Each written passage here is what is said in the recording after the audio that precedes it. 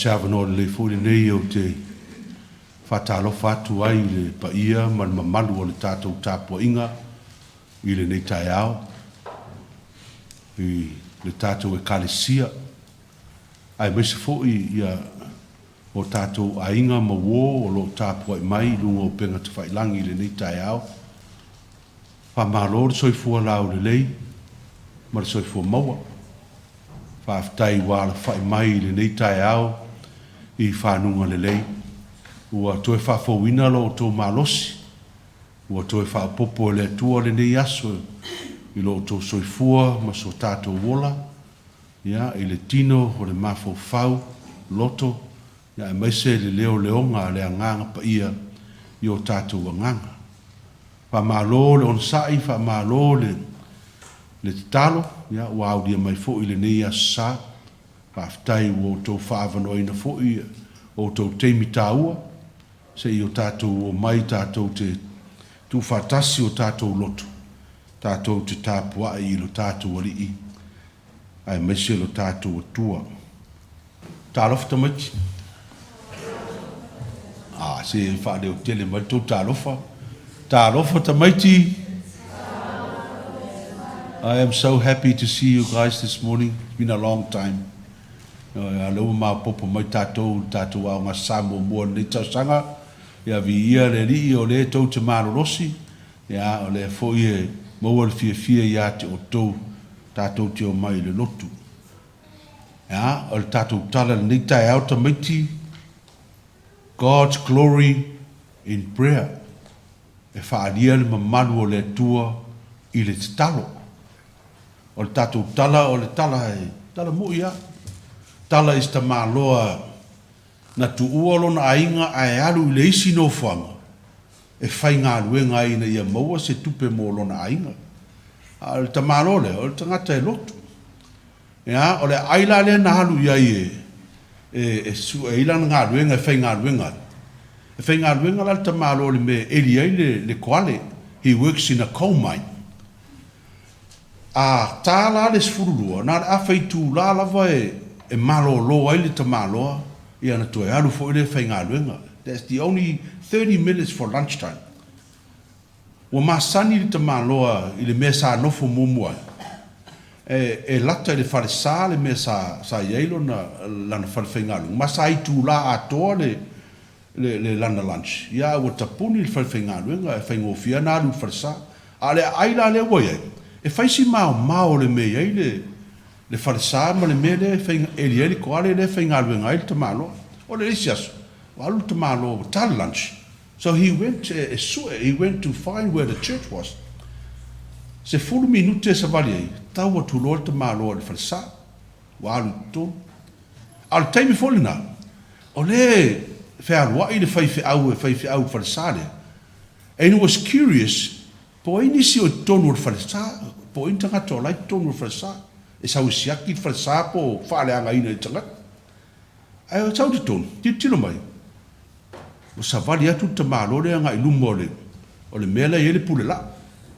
La ele sa tauro, le sa tauro, to o tuli ta mālo. Ele a toa se minute to o tuli e.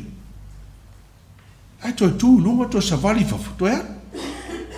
A le lafia tutua le whaifea. A toa le vai aso.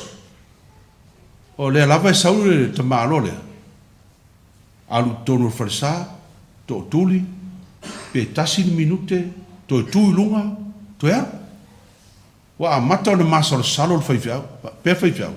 Oh, this looks like someone who's looking around for something to steal. Ma toni e whai Tamaiti. He's coming with lava o lai, whai ngā luenga. He's all dirty. He works at the coal mine. So he doesn't look like a person, a good person. The minister looks at him, he looks like someone who's going to steal something from the church. O le asa, mo le vai te malo, o lau tu elu na ainga weekend. That's go fufo. To sa fo te malo.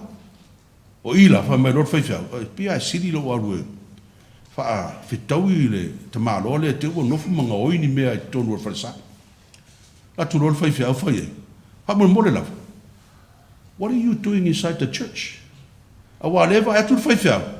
Now, the Sawa Ton, la tu lumo le tātou to tūri na tasal minute tu ea e whai maile tala le Tamalu o leo te sau te Tatalo o an Tatalo e le a 12 minute e a le te au tiro solo po ani me te ngā oi e tono farsa e whai mai as Tamalu le hai o leo te sau te Tatalo vai foi oi o a o te whai ngā luenga i le kou mai i le me alien koale e se fulu minute o te savali mai ai i o na whaile o la o lotu pēna le minute pēlu minute o to e tūlunga o to e savali le se fulu minute lua minute na le valu minute e ai la o lunch o to e alu le whaingalu ma fuanga nai lei on totu e mari whaifea o ala ai tu ai o ala au te talo e whaile tu pa whai o ala talo whai natin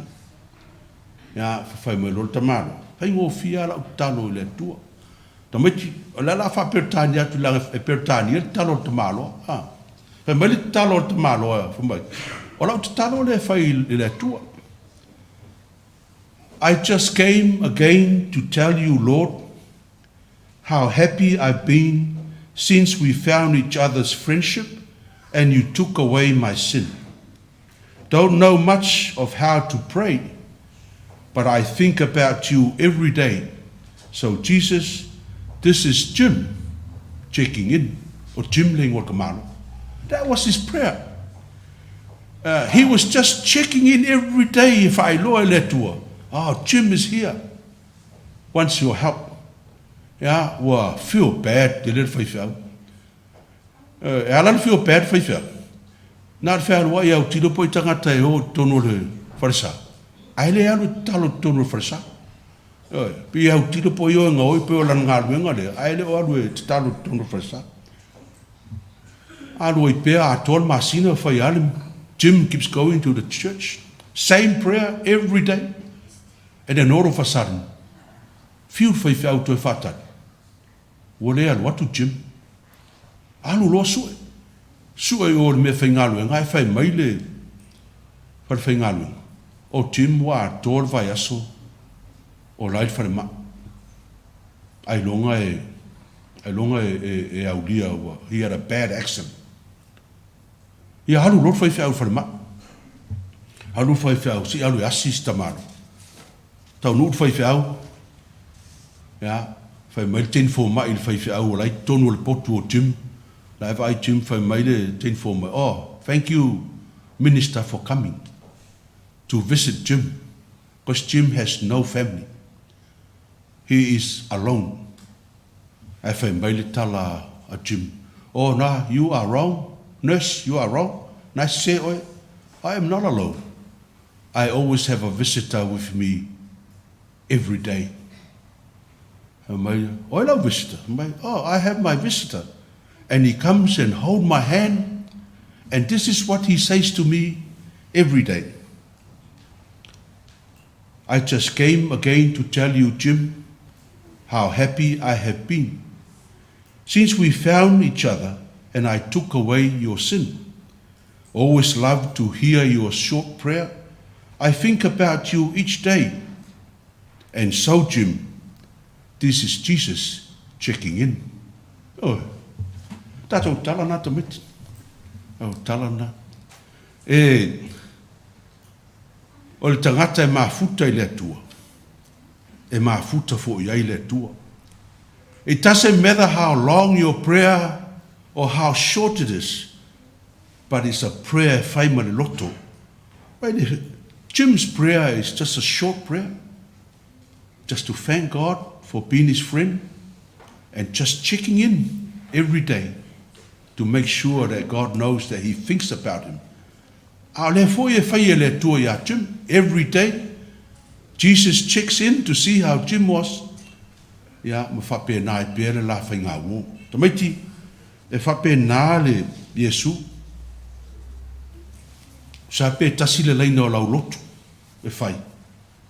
A la e whaafonga mai le tua. Sa fwoi le tua ya to e pā ona e mai. When you are sick, hold your hand and say, I'm just checking in to see if you're okay. Ya, awana I ngalo ya tātou Tamaiti le talo. me se le nei vai tau le tele o mea lo a whaina ai, tele o whanau. Ia, ina ia mwhai o na tātou tū maupea, me whamanuia le tua. Ia i tātou. Prayer, ia tātou te ilo ai le mamalu o le tua. Ia manuia tele o tau whanau, tātou pese se lau fitu fitu.